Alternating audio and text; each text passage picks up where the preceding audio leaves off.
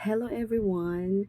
Nalang ko i-share kabahin sa akong experience katong nag-process ko sa akong maternity benefit. So, una, tungod kay na-miscarriage man, nag-miscarriage ko, kanang nakuhaan ko ni adtong September 28. Kinahanglan i-process siya. Una, niadto ko sa SSS branch sa Robinson's Galleria para inquire kung unsay proseso ana sa pag-claim sa maternity benefit. Tuod man giingnan ko nga tungod kay empleyado man ko, so kinahanglan nga ang akong employer maoy mo process sa akong maternity benefit. So, ako na siyang gi-inform mga ko ang employer about it. And then, so mga to nagdala na ko sa akong mga, ako nang gi-submit ang mga requirements. I mean, akong mga documents like katong mga medical certificates, katong biopsy result, mga laboratory test, mga um, ultrasound, dili ultrasound, TVS, TVS, unsa pa. So far, mora man sa jud to ang mga requirements, documents nga akong natigom.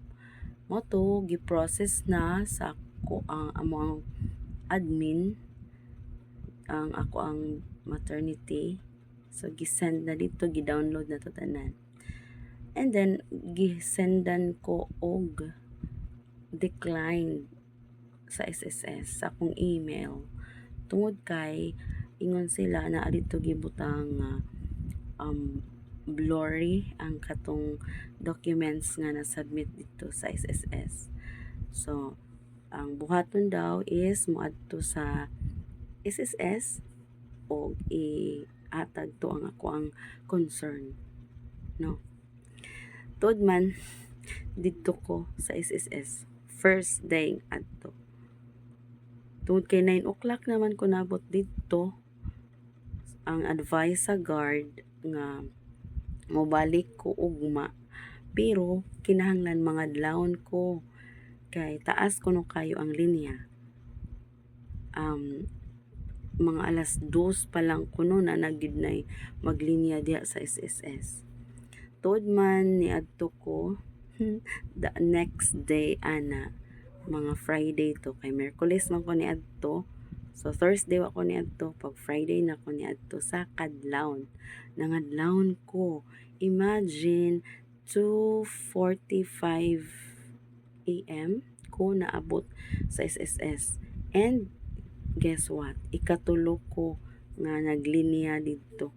So naglinya mi dito anang orasa diya sa gawas sa SSS. Wala mi pasudla pa kay dili pa man pwede.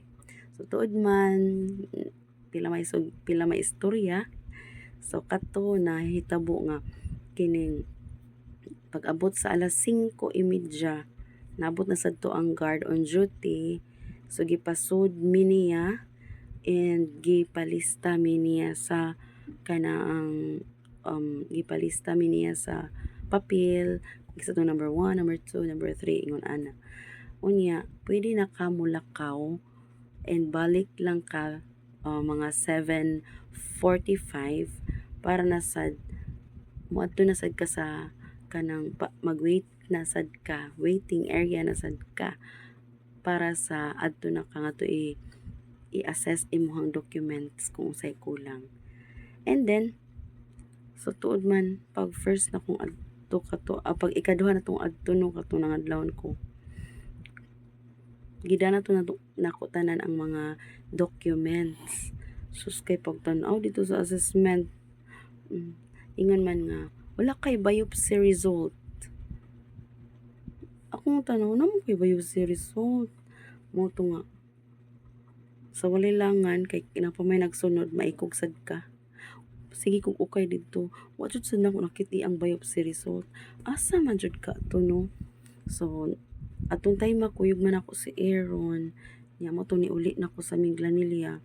So nagsige jud ko gunahon na asa jud to nako nabutang ang akong biopsy result. Pag abot sa balay 11 mga 10:45 na ko naabot sa Minglanilla. So akong gitan-aw ang mga papilis nga akong gidala. O guess what? Naa dito ang biopsy test. Mo di ay kay ang heading niya dili day siya biopsy test, lahi siya ang heading. Mo to nga wala nakit-i nga biopsy result to siya. And then mobalik na unta ko adto sa SSS kay marag na pa may time kay kung maabot siguro ko tug mga 12 na ma-process siguro ko may gani wala na lang sa kunian to kay di gyud ko ma-entertain. So then next na sad nga kadlawon kay Sabado Domingo wala man sila office. So pagka next at Tuesday na ko ni adto sa kadlawon kay lisod man kaayo kung gikan kog Minglanilla mga adlawon ko lisod kaayo no. So mo na nga diri lang ko nanukad sa Cebu City sa balay sa akong sister kay ibilin ra sad ako si Aaron sa akong sister. Dili na ko siya kuyogon dito sa SSS. So mo to nga second na kong pangadlawon dito. Again, abot ko guwap ay alas 3 or alas 2 papasado to. And you know what? Ikaupat ko sa linya. So again, naglinya mi until naabot ang 5 o'clock. May na lang 5 o'clock. Gipasod nami sa security guard o gipalista nami dito. Again, ang instruction, pwede ka mulakaw, balik lang ka 7:45. Tuod man, naabot ng 7:45 dito sa waiting area. O pag-abot naman to sa assessment, oh my God, unsa na say kuwang? Ang akong biopsy result, dili siya original nga pirma. Because dito man gusto sa Manila, ang kuan niya ang biopsy test. So electronic signature to ang gihatag sa doctor. Mo to nga kinahanglan ko magpa authenticate or sa tawagan niya kanang certified true copy. So wa man tay mahimo nibalik ko sa Talisay District Cebu South Medical Center na nakaron ug dito akong gipa certified true copy.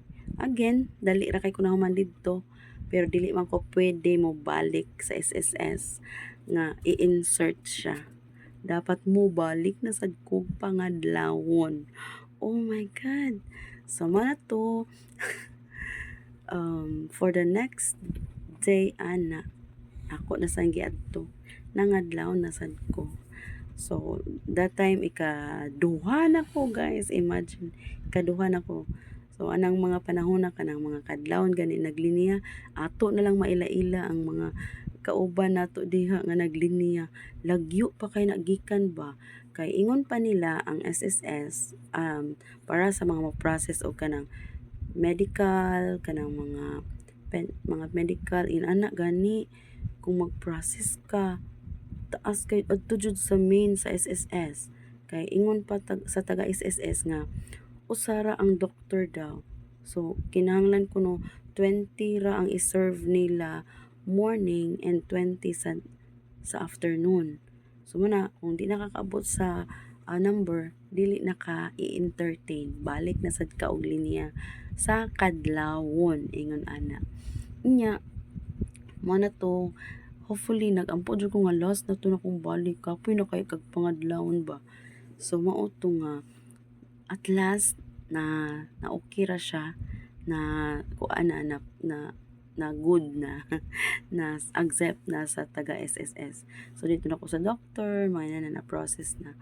And mo na siya dali raman ang pag-process kung kompleto lang gid ka sa documents. Ang ako lang nga kana siya mga adlawon jud didto sa SSS nya kanang hassle siya pero kinahanglan man sa jud nato i-process kay ato man nga benefit. So nadawat ra gyud na nako akong benefit gi-process na dayon sa akong employer, nadawat ra dayon. Ang struggle lang gyud ang pag-adto, paglinya-linya nimo didto sa SSS. So mao ra na akong ma-share ninyo. Hopefully makakaton mo na kana ang mag-antos lang gyud nga mga adlawon dito og linya. Wa man jud tay mahimo kay mao man jud sad ang ilang policy. So mao lang to. Salamat and God bless.